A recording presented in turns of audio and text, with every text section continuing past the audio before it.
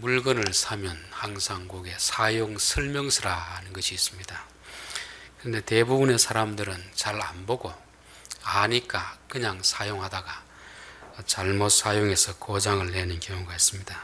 얼마 전에 제 사무실에 그 냉장고, 한 칸짜리 냉장고 있었습니다. 근데 자꾸 이게 성에가 끼길래 너무 많이 끼어서 이거를 조금 얼음을 깨야 되겠다 싶어가지고 그 드라이버하고 망치로 콩콩 끼었습니다. 한참 깨다가 보니까 막 피 소리가 나는데 보니까 가스가 새어나와가지고 막 속도 메스껍고 결국 그러고 나서는 더 이상 시원하지 않더라고요. 그래서 폐기 처분하려고 이제 밖으로 내다 보니까 옆에 안내 문구가 이렇게 있었습니다.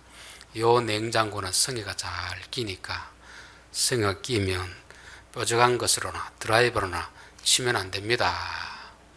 그냥 성에가 끼면 전기 스위치를 빼고 문을 열어두면 저절로 녹아서 다 떨어집니다. 그런 문구가 있더라고요. 이걸 앞에 붙여놨더라면 내가 봤을 텐데 옆에 붙여놔가지고 안 보고 내가 이런 실수를 하는구나, 그런 생각이 들었습니다. 성경을 우리의 인생 사용 설명서라고 합니다. 즉 우리에게 일어난 일들 이렇게 대처라 다 기록해 나왔는데 우리는 이걸 잘 안 보거든요. 꼭 어려움을 당하고 나면 그제서야 어떻게 합니까? 왜 내가 이런 어려움을 당했을까? 그때 이제 성경을 보고 진작 좀 알았더라면 내가 이런 고생을 안 했을 텐데 이렇게 후회하게 되는 것입니다. 시편 119편 67절에 보면 고난 당하기 전에는 내가 그릇 행하였더니 이제는 주의 말씀을 지키나이다. 고난 당하기 전에 좀 알았더라면 그런 쓸데없는 고난을 안 당해도 될 텐데 고난 당하고 나서 그제서야 깨닫고 그나마 다행스럽게 내가 이제는 주의 말씀을 잘 지킵니다. 고난 당한 것이 내게 유익이라 이로 말미암아 내가 주의 율례들을 배우게 되었나이다. 그래서 우리의 삶에도 문제가 없을 때는 그 문제에 대해서 잘 관심을 안 가지는데 꼭 어려움을 당하고 나면 왜 이런 문제가 생기는가, 그때 관심을 가지게 되는 것이고 이게 우리의 어리석음이 아닌가, 그런 생각이 듭니다. 특별히 잠언의 말씀은 우리에게 가장 실질적인 말씀입니다. 다른 성경들도 다 그렇지만 이 잠언의 말씀은 우리의 삶에서 일어나는 현실을 그대로 말씀하고 있거든요. 그래서 저는 잠언의 말씀은 알아두면 우리에게 살이 되고 피가 되는 말씀이다, 그런 생각이 듭니다. 우리 앞에 일어나는 어떤 문제들은 진짜 문제가 되어서 문제가 되는 경우도 있지만 문제는 아닌데 우리의 생각, 잘못된 인식 때문에 문제가 되는 경우가 많이 있습니다. 진짜 문제가 되는 것은 해결해야 됩니다. 그런데 잘못된 생각 때문에 일어나는 문제는 생각만 바꾸면 문제는 저절로 해결되는 것입니다. 그런 경우가 참 많이 있잖아요. 저는 이렇게 신방을 하고 이야기를 들어보면 제가 봤을 땐 전혀 문제가 아닌데 그거를 막 고민하고 있는 분들을 볼 때가 있습니다. 저번에 생각만 바꾸면 될 텐데 왜 생각을 바꾸지 못할까, 그런 생각이 들 때가 많이 있습니다. 사도 바울이 예수님을 만나기 전에 그에게서 예수 믿는 사람들은 원수였습니다. 또 예수님은 하나님을 대적하는 자였죠.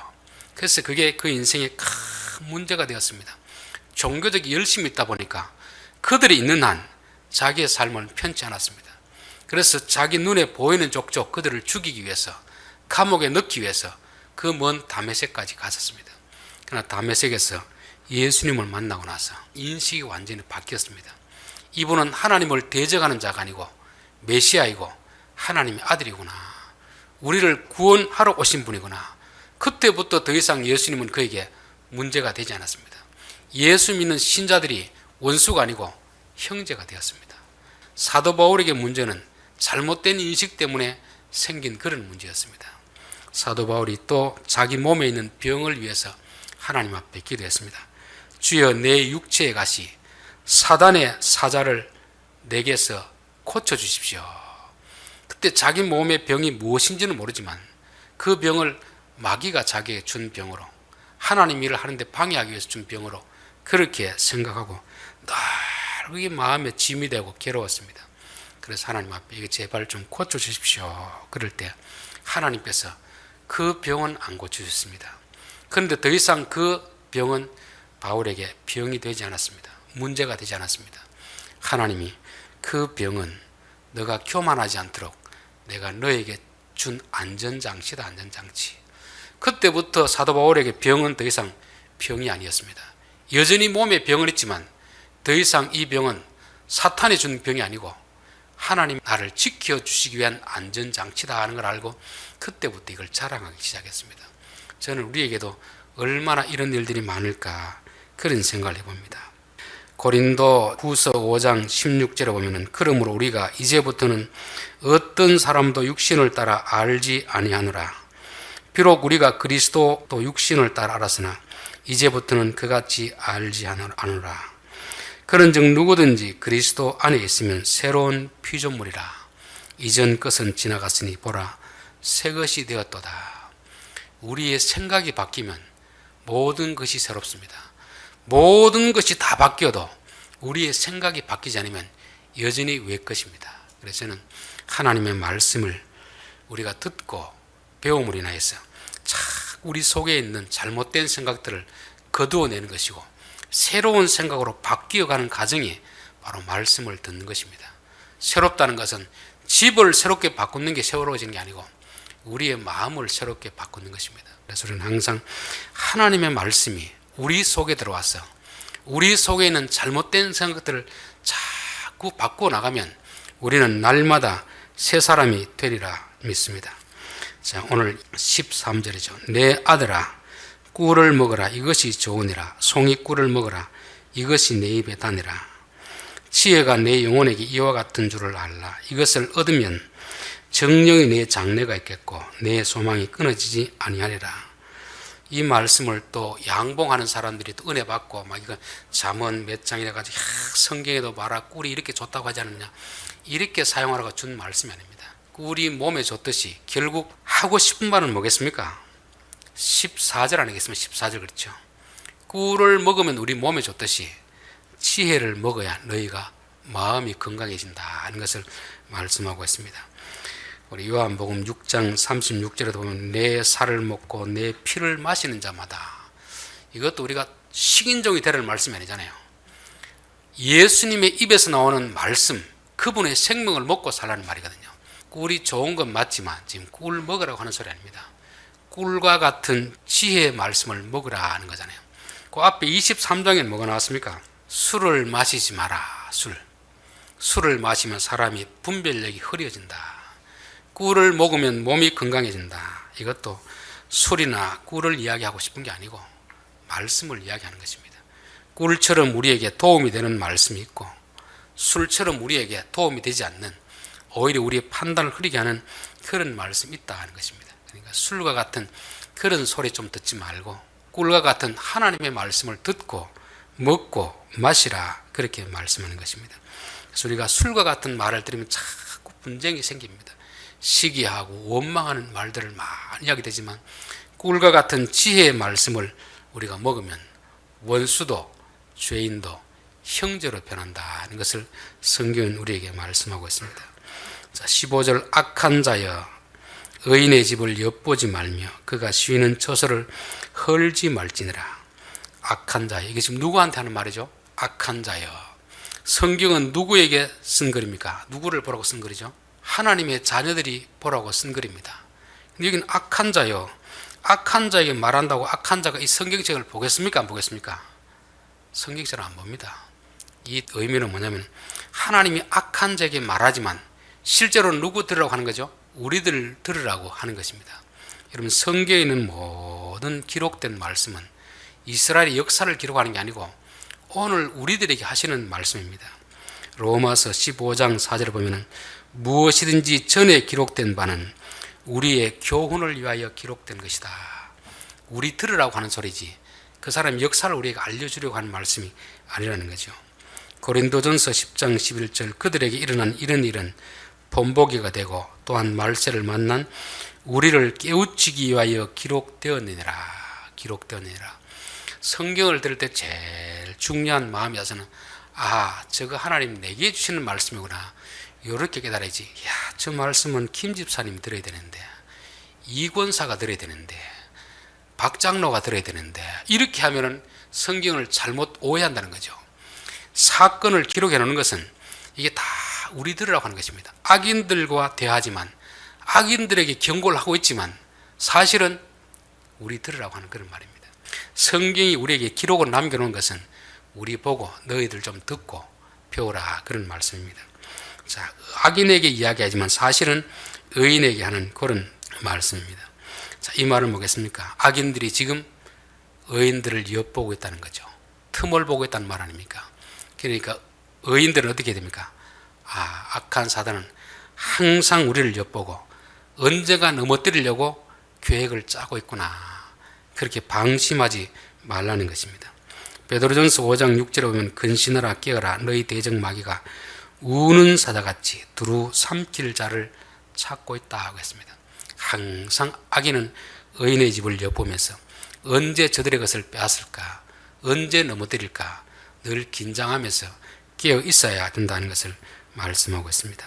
그러면서 또 악인에게 주는 경고인데 이건 또 하나님이 우리에게 주는 위로의 말씀이기도 한 것입니다.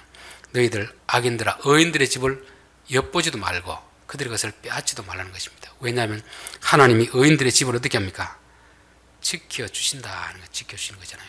그래서 창세기 12장에 보면 하나님이 아브라함을 부르실 때 하나님은 내가 너를 특별히 지켜주겠다 약속을 했습니다. 너를 축복하는 자에게는 내가 복을 내리고 너를 저주하는 자에게는 내가 저주하리니 네가 내 말을 듣고 저 낯선 나라를 갈 때 너를 축복하는 자는 내가 그에게 복을 주고 너를 저주하는 자는 내가 저주할 테니까 나만 믿고 따라오라 이 말씀이잖아요. 그 말씀이 그대로 이루어졌습니까? 안 이루어졌습니까? 아브라함이 자기 아내를 누이라 속여서 바로왕에게 빼앗겼지만 하나님이 아브라함을 책망하지 않고 오히려 바로를 책망하고 거기서 건져주었습니다. 또 블레셋 왕도 마찬가지인 거죠. 하나님은 하나님의 자녀들을 특별히 지켜주신다는 것을 말씀하는 것입니다. 그러면서 왜 악인들이 의인의 집을 엿보면 안 되는가? 그 16절에 나와 있잖아요. 대저 의인은 7번 넘어질지라도 다시 일어나려니와 악인은 재앙으로 말미암아 엎드러지느니라. 요 대저 요 말은 왜냐하면 뜻입니다. 왜 너희 악인들이 의인의 것을 빼앗으려고 하면 안 되느냐 하면은 의인들은 7번 넘어져 다시 일어난다. 악인들은 한 번 넘어지만 망하는 것이지만 의인들은 넘어진다고 해서 넘어지는 게 아니고 다시 훌훌 들고 일어나도록 하나님이 손을 붙들어 주신다는 것을 말씀하고 있습니다. 그래서 실패하더라도 악인의 실패와 의인의 실패는 다릅니다. 악인은 한 번 망하면 끝장이 나지만 의인은 넘어져도 하나님이 다시금 일으켜 주신다는 것입니다. 그렇기 때문에 시편 73편에 보면 하나님 왜 악인들은 그렇게 죄를 짓는데 벌을 안 받습니까? 왜 우리는 매일 조금만 잘못하면 하나님 징계를 내립니까? 그럴 때 하나님 뭐라고 합니까? 악인들은 그대로 두었다가 한꺼번에 멸하기 위해서 내가 징계를 안 한다는 것입니다. 징계와 심판은 다른 거잖아요. 하나님이 사랑하는 아들은 징계를 합니다. 그러나 아들이 아닌 자는 징계하지 않고 몰아두었다가 한꺼번에 심판하기 때문에 너희 악인들은 의인들에게 악한 일을 행하지 말라 그렇게 말씀하고 있는 것입니다. 자, 17절 내 원수가 넘어질 때 즐거워하지 말며 그가 엎드러질 때 마음에 기뻐하지 말라. 악인들이 의인의 집을 엿봐서도 안 되지만 의인들 너희들은 악인들이 넘어질 때 기뻐하지 말아라 하는 것입니다. 왜냐하면 왜냐하면 또 바로 16절에 있습니다. 그들은 한번 넘어지면 못 일어나지 않느냐, 불쌍하지 않느냐. 너희들은 넘어져도 다시 일어설 수 있지만 하나님이 일으켜주지만 악인들은 하나님이 그냥 두어서 한꺼번에 망하도록 하기 때문에 그들이 넘어질 때 너희들이 기뻐하지 말라 그렇게 말씀하고 있습니다. 시편 73편에 보면 하나님의 성소에 들어갈 때야 그들의 종말을 내가 깨달았나이다. 주께서 참으로 그들을 미끄러운 곳에 두시며 파멸에 던지시니 그들이 어찌하여 그리 갑자기 황폐되었는가. 놀랄 정도로 그들이 전멸하였나이다. 악인의 재앙은 한꺼번에 멸망하기 때문에 그들이 넘어질 때 기뻐하지 말라 하는 것입니다. 보통 사람들은 사촌이 땅을 사면 배아파하고 원수가 실패하면 좋아하고 하잖아요. 하나님은 그렇게 하지 마라. 그렇게 그들이 얼마나 불쌍하냐 그것을 말씀하는 거죠. 더 중요한 것은 바로 18절입니다. 여호와께서 이것을 보시고 기뻐하지 아니하사. 하나님이 지금 악인을 멸하는데 그걸 보고 옆에서 의인들이 좋다고 가면은 하나님 마음이 어떻겠습니까? 너희들도 똑같은 죄를 지었는데 얘들을 심판하는데 너희들이 왜 기뻐하느냐? 하나님이 기뻐하지 않는다는 것입니다. 저는 이것이 우리 성도들의 신앙생활, 일반 생활에 항상 표준이 되어야 된다, 그렇게 생각합니다. 보통 사람들은 내가 좋아하면 그 일을 합니다. 내게 유익이 되면 그 일을 합니다. 내가 싫어하면 그 일을 하지 않습니다. 내게 손해가 되면 하지 않습니다. 근데 성도들은 하나님이 기뻐하면 그 일을 해야 됩니다. 내가 싫어하더라도, 내가 손해가 되더라도 하나님이 이를 기뻐하시면 우리는 그 일을 해야 됩니다. 그러나 하나님이 싫어하시면 아무리 내게 덕이 되고 아무리 내가 좋아하는 일이라도 하지 않아야 되는 것이, 이게 성도들이 살아가야 될 그런 삶의 자세라 믿습니다. 이거는 성도들뿐만 아니고 하나님과만 아니고 모든 관계 속에서 저는 이런 삶이 이루어져야 된다, 그렇게 믿습니다. 자, 부부지간에도 남편이 싫어하는 것은 아내가 해야 됩니까, 안 해야 됩니까? 안 해야 되죠. 아내가 싫어하는 일은 남편이 아무리 좋아하더라도 안 해야 됩니다. 한쪽에 싫어하는데 내가 자꾸 그 일을 하면은 관계는 깨어져 버리잖아요. 더 이상 하나가 될 수 없잖아요. 창세기 6장에 보면은 하나님이 이 백성들을 내가 심판해 버리겠다, 그렇게 말씀하십니다. 그 이유가 뭐냐면은 하나님이 싫어하는 일들을 그들이 하기 때문에 그렇습니다. 창세기 6장 2절, 하나님의 아들들이 사람의 딸들의 아름다움을 보고 자기들이 좋아하는 모든 여자를 아내로 삼는지라. 여호와께서 이르시되 나의 영이 영원히 사람과 함께하지 아니하리니 이는 그들이 육신이 됨이라. 자기들이 좋아하는 일을 하니까, 물론 자기들이 좋아하는 일이 하나님도 기뻐하는 일이라면 문제가 안 되는데 자기들은 좋아하는데 하나님은 싫어하는 일인 것입니다. 그래서 하나님이 싫어하는 일을 하니까 난 너희들과 더 이상 함께 못 살겠다, 그런 것입니다. 저는 우리 성도들이 가정에서도 그렇고 직장에도 그렇고 내가 좋아하느냐, 내게 유익이 되느냐, 이게 중요하지 않고 다른 사람들이 어떻게 생각하느냐, 타인이 좋아하면 내가 좀 싫더라도 그 일을 하는 것입니다. 내가 손해가 나더라도 공동체에 덕이 되면 그 일을 하는 것입니다. 근데 일반적으로 세상은 어떻게 가르칩니까? 내가 중요하잖아요. 내가 좋아하면 남들이 아무리 싫어해도 그 일을 하는 것입니다. 그게 잘못된 거더라도 내게 유익이 되면 하도록 가르치고 있습니다. 그래서 옛날 그 TV 전화 선전에 나왔었는데 네가 하고 싶은 대로 해. 이 말만큼 무서운 것이 없습니다. 무인도에서 혼자 살면 괜찮습니다. 그러나 적어도 가정이나 학교나 교회에서 공동체에서 내가 하고 싶은 대로 다 하면 이 관계가 어떻게 되겠습니까? 다 끼어져 버리잖아요. 그래서 항상 우리는 가정에서 있을 때 내가 좋아하는 것을 하는 게 아니고, 물론 내가 좋아하는 것이 상대방도 좋아하면 제일 좋습니다. 나는 좋은데 상대방이 싫어하면 안 하는 게 이게 좋은 것입니다. 자식이 하고 싶더라도 부모가 싫어하면 굳이 해야 될 이유가 없잖아요. 부모가 좋아하는 게 뭔가를 한번 좀 생각해 봐야 됩니다. 부부지간에도 마찬가지 아닙니까? 내가 아무리 뭘 하고 싶더라도 배우자가 싫어하면 안 하는 것이 좋습니다. 그런데 계속 그 일을 내가 한다면 결국 둘은 관계가 끼어질 수밖에 없는 거잖아요. 저는 항상 이렇게 가정이라든지 문제가 있는 분들 보면 상담할 때 보면 자기는 옳고 상대방이 잘못했다고 하는 그런 경우가 있습니다.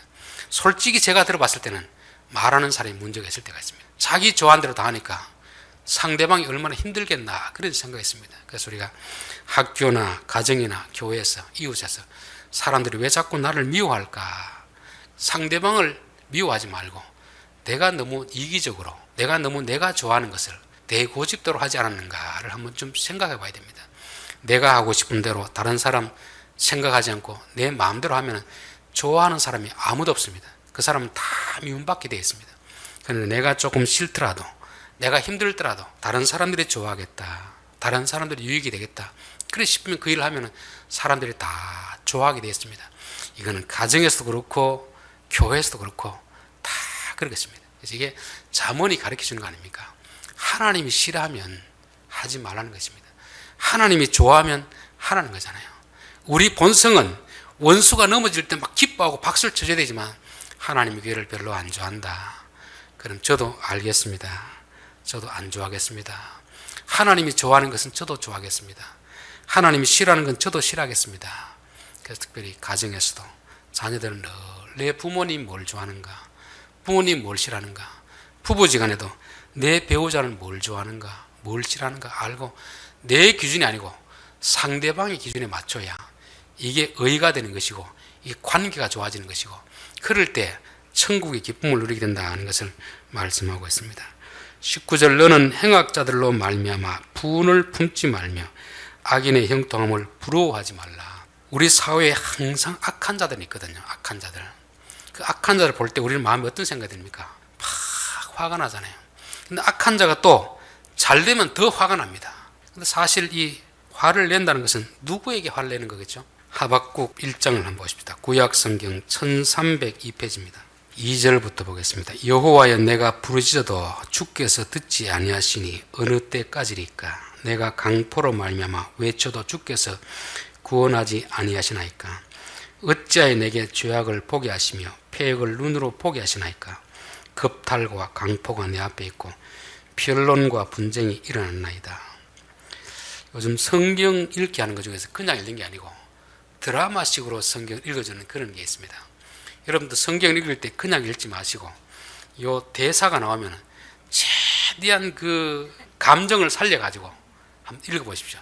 성경이 완전히 다르게 옵니다. 원래 성경은 글로 쓴 말이 아니거든요. 말로 한 것을 글로 썼기 때문에 진짜 그 분위기를 알기 위해서는 말로 한번 내가 해봐야 됩니다. 여러분 저는 그냥 얌전하게 읽었지만 이 지금 상황이 어떤지 알겠죠? 하박국이 보니까 온통 나쁜 놈들이 악한 놈들이 잘 되니까 막 화가 이만큼 올랐습니다. 근데 그것을 막 누구에게 지금 성질내고 있습니까? 하나님 앞에 도대체 하나님 이럴 수 있습니까? 막 불만을 토해내는 거죠. 그렇죠? 근데 악인에게 분노한다는 건 결국 누구에게 내느냐 하면은 하나님 앞에 내는 것입니다. 그 환장을 넘어가서 13절 보십시다. 13절 주께서는 눈이 정결하심으로 악을 참아 보지 못하시며 패역을 참아 보지 못하시겠거늘 어찌하여 거짓된 자들을 방관하시며 악인이 자기보다 의로운 사람을 삼키는데도 잠잠하시나이까? 결국 하박국 선지자도 악인에게 화를 내지만 실제로 누구에게 화를 낸 겁니까? 하나님 앞에 화를 낸 거잖아요. 악인이 죄를 지을 때마다 하나님이 즉각적 심판해버리면 화낼 일도 없습니다. 그런데 현실은 안 그렇거든요. 악한 놈들이 잘 되거든요. 의로운 사람이, 정직한 사람이 손해보고 핍박을 받는데 도대체 이 하나님은 뭘 하시는가? 하나님 악인들을 왜 그냥 저렇게 두십니까? 너무 성질합니다. 그럴 때 하나님 뭐라고 합니까? 자, 2장 보겠습니다. 내가 파수하는 곳에 서서 성루에 서리라. 그가 내게 무엇이라 말씀하시는지 기다리고 바라보며 나의 질문에 대하여 어떻게 대답하실지 보리라 했더니 막 화가 잔뜩 나고 하나님 앞에 막 온갖 막 삿대질 하면서 하늘에 대고 막 하나님 살아계시면 말 좀 해보십시오. 그렇게 막 성질 나가 버럭버럭 하니까 하나님 뭐라고 합니까? 여호와께서 내게 대답하여 이르시되 너는 이 묵시를 기록하여 판에 명백히 새기되 달려가면서도 읽을 수 있게 하라. 이 묵시는 정한 때가 있나니 그 종말이 속히 이르겠고 결코 거짓되지 아니하리라. 비록 더딜지라도 기다리라. 지체되지 않고 반드시 응하니라. 하나님이 공의로운 심판을 하신다는 것, 이게 묵시 아닙니까? 묵시. 지금 당장 악인이 잘 되는 것 같다고 성질 내지 말고 하나님을 믿고 조금 기다리라. 비록 더딘 것처럼 보일지라도 반드시 이루어진다. 반드시.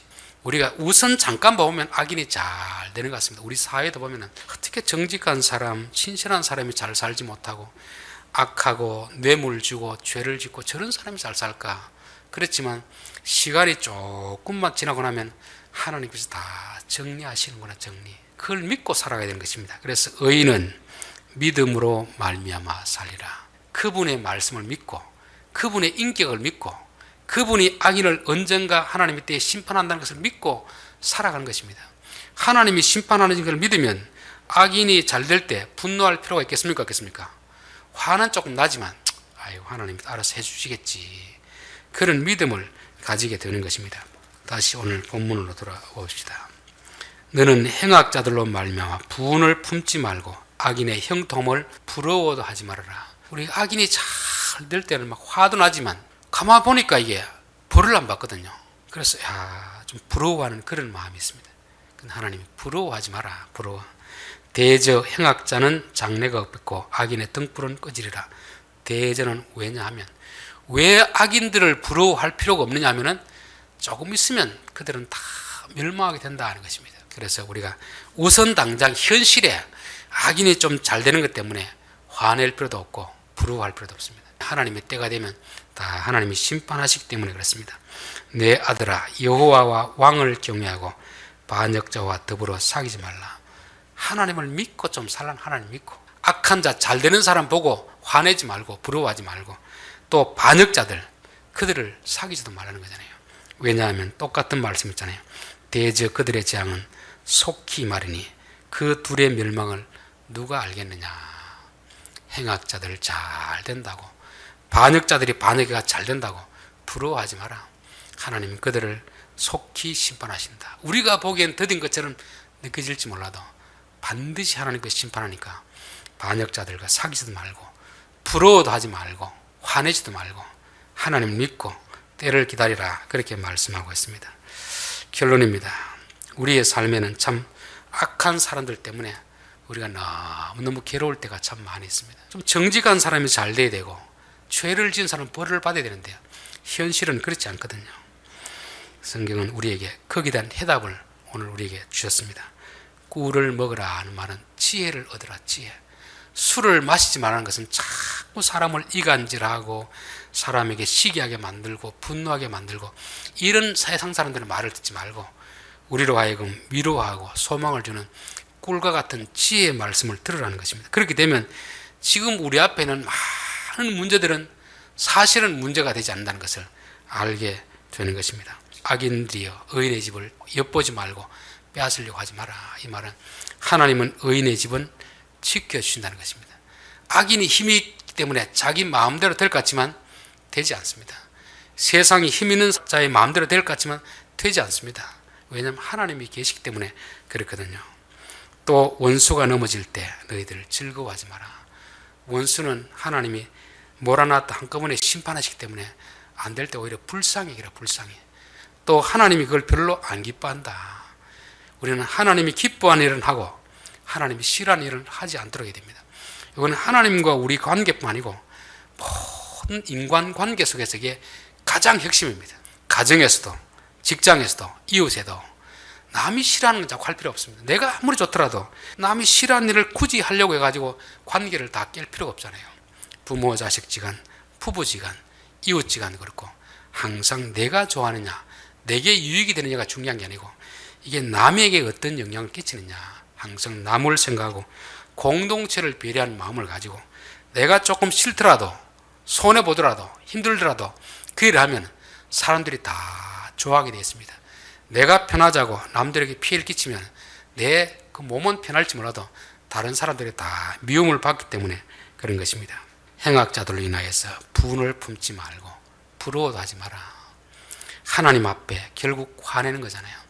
왜냐하면 내가 원하는 때 악인들을 처벌해 주기를 원하는데 하나님도 다 생각이 있습니다. 계획이 있습니다. 그러니까 하나님 앞에 맡겨놓으면 때가 되면 하나님께서 다 심판하시기 때문에 우리를 힘들게 하는 악인들에 대해서 너무 우리가 분노할 필요가 없습니다. 원수 갚는 것은 하나님 앞에 맡기라. 하나님 맡겨놓으면 하나님이 때 가장 확실하게 그들에게 벌을 내리고 심판하신다는 것입니다. 그리고 부러워도 하지 마라. 부러워. 왜? 그들이 잠깐 뭐 잘 되는 것 같은데 조금만 시간이 지나고 나면 하나님이 그들의 것을 다 빼앗아가는 걸 알기 때문에 그게 우리가 영원히 누릴 수 있어야지 잠깐 가지고 있다가 빼앗기면 얼마나 참 허탈하겠습니까? 그거를 왜 부러워하냐 그렇게 말씀하는 것입니다. 내 아들아 하나님과 왕을 경외하라. 하나님을 좀 믿고 신뢰하며 살아라. 현실에 나타나는 악인들의 형통을 부러워하지 말고 화내지 말고 하나님을 믿고 살아라. 그래서 의인들은 그의 믿음으로 말미암아 살리라. 하나님이 공의롭게 세상을 통치한다는 것을 믿고 기다리는 사람들이 바로 의인입니다. 우리는 이런 삶을 살아야 될 줄 믿습니다. 기도하겠습니다.